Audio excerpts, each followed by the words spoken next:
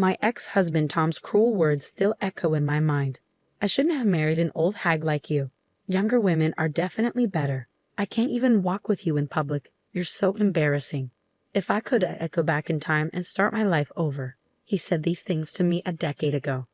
I'm Elizabeth, and I'm 48 years old now. I was 33 when I married Tom, who was 5 years younger than me. We met at the hospital where I worked as a nurse, and he was a new doctor fresh out of his residency. Tom frequently sought my advice, and his genuine curiosity was endearing, so I found myself drawn to him despite our age difference. After 2 years of dating, we married. Despite some initial worries about the age gap, Tom seemed unconcerned, so I put my doubts aside. However, after 5 years of marriage, Tom's demeanor changed. He began verbally abusing me, constantly voicing his regret over not marrying a younger woman. His overly friendly interactions with young nurses at work upset me, but I stayed quiet, not wanting to cause a scene in the hospital. Tom's infidelity was revealed one day, and the other woman was a former patient of his, someone I had never met because we worked in different departments. She was 10 years younger than me and expecting his child.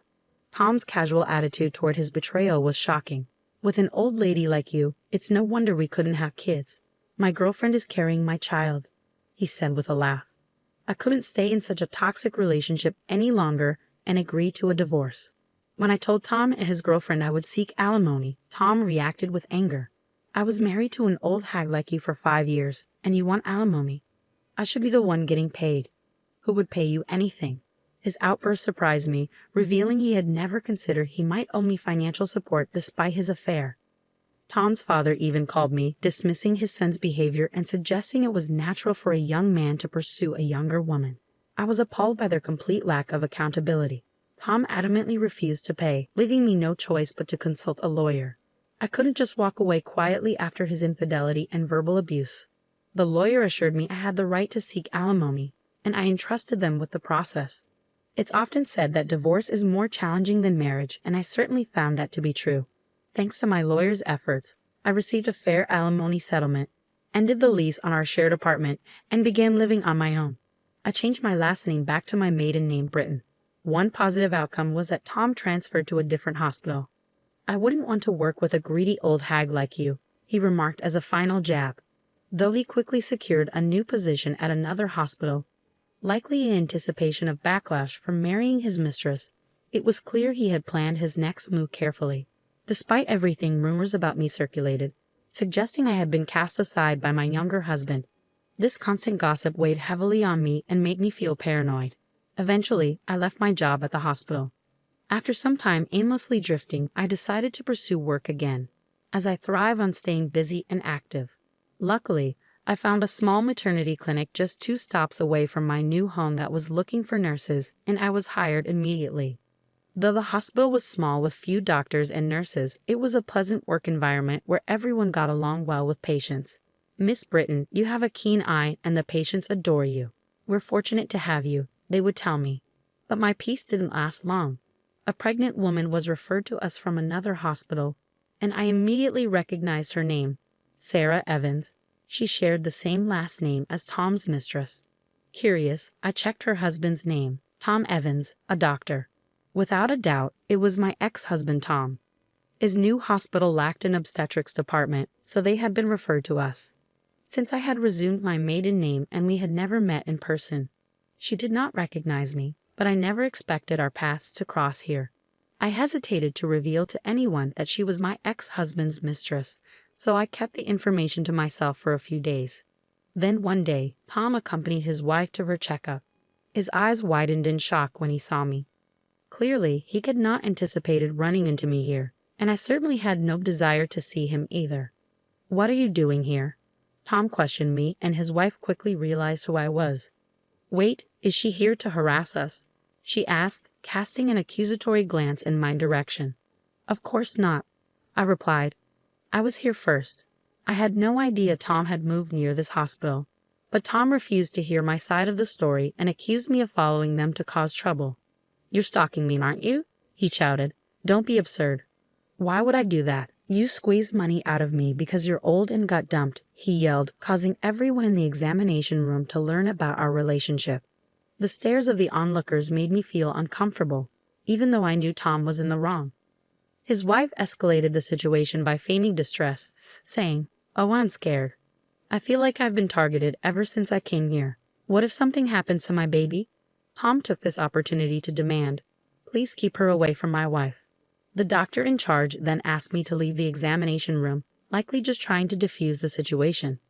I understood the need to prioritize patients, but I felt deeply humiliated. I didn't want to be there either, especially because I didn't want the details of my divorce to be exposed. To make matters worse, Tom's wife continued to berate me every time she came to the hospital. Although everyone knew I wasn't to blame, they chose to remain silent to avoid upsetting her or interfering with her pregnancy. As a result, the work environment grew increasingly uncomfortable. With more than 6 months until her due date, I couldn't imagine enduring the tense atmosphere for that long. Although it was a good workplace, I decided to resign from the hospital. "It's a shame, but there's nothing we can do," the director said, looking somewhat relieved. Though I knew I had done nothing wrong, it felt as if I were being unjustly penalized. Worn out from the ordeal, I decided not to search for a new hospital job and instead returned to my parents' rural home. They welcomed me without saying a word. Initially, I found it difficult to do anything, but the thought of remaining idle at home made me feel guilty. So I took a part-time job at a nearby supermarket. Working outside of a hospital was a new experience, but it offered a refreshing change of pace.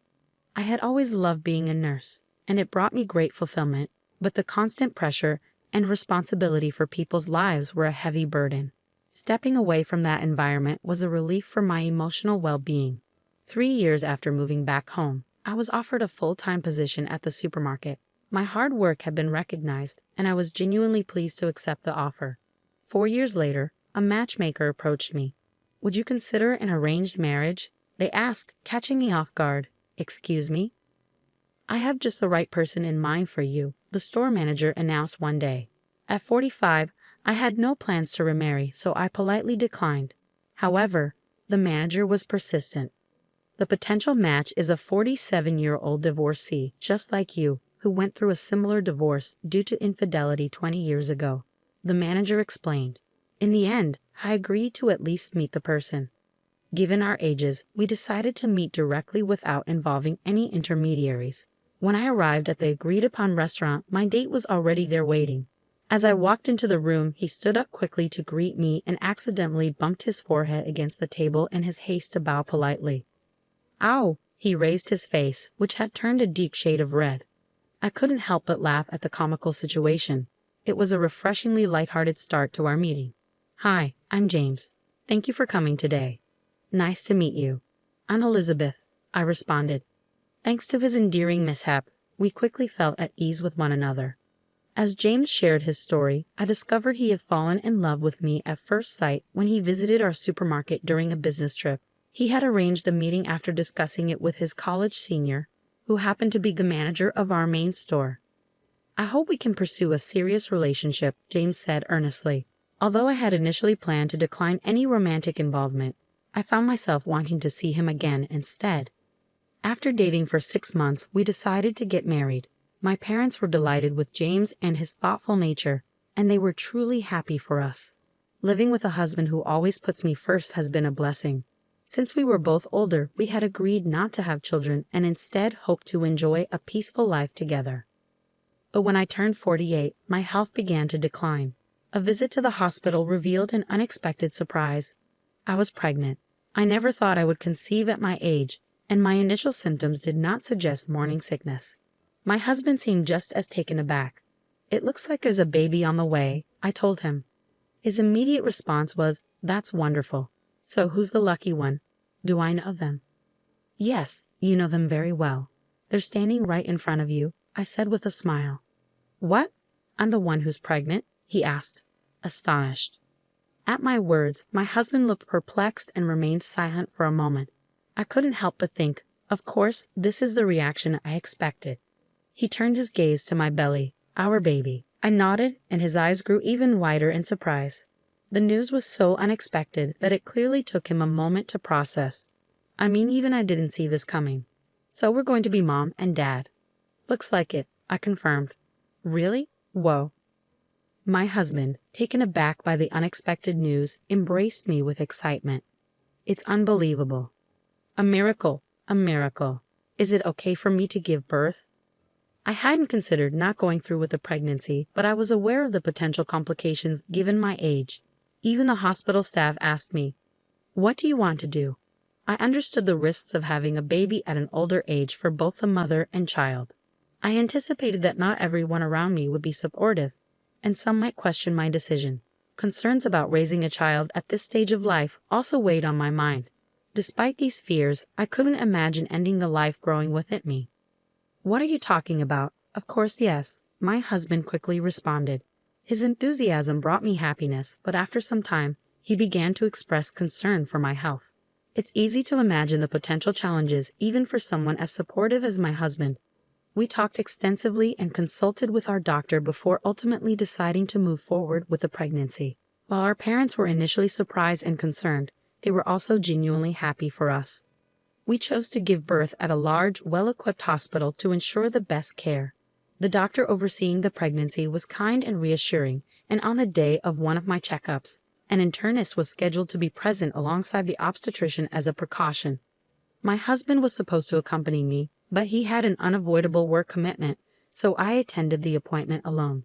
To my astonishment, my ex-husband Tom was also at the hospital. I never expected to encounter him in a setting like this. "Wait, seriously? You the 48-year-old pregnant woman?" Tom exclaimed with a laugh. Having a baby at that age is unbelievable. The obstetrician and nurse in the room exchanged confused glances, but Tom seemed unfazed. "You have no right to speak to me like that. I'm genuinely concerned about you getting pregnant at your age. It's not appropriate. You're already an anxious woman. Are you even qualified to be a doctor? Why are you acting so superior? You should know that most patients here are affluent. Do you not realize you're making a fool of yourself? Excuse me, Dr. Evans, I'll be leaving. I wouldn't want to give birth in a hospital with a doctor like you." "Fine, leave." "Dr. Evans, that woman is the wife of the Miles Group heir, who has made substantial donations to our hospital." "What? Dr. Evans, you might not have realized since you're new to our hospital." "No, but she's mine." "I have no relation to you. Nevertheless, your comments were inappropriate, as Mrs. Miles pointed out. I can't believe a doctor would say such a thing." At that moment, my husband walked in. "Sorry I'm late. My wife has been an immense help to you." He'd immediately noticed my anger, and Tom turned pale, realizing something was amiss. "Is there a problem?"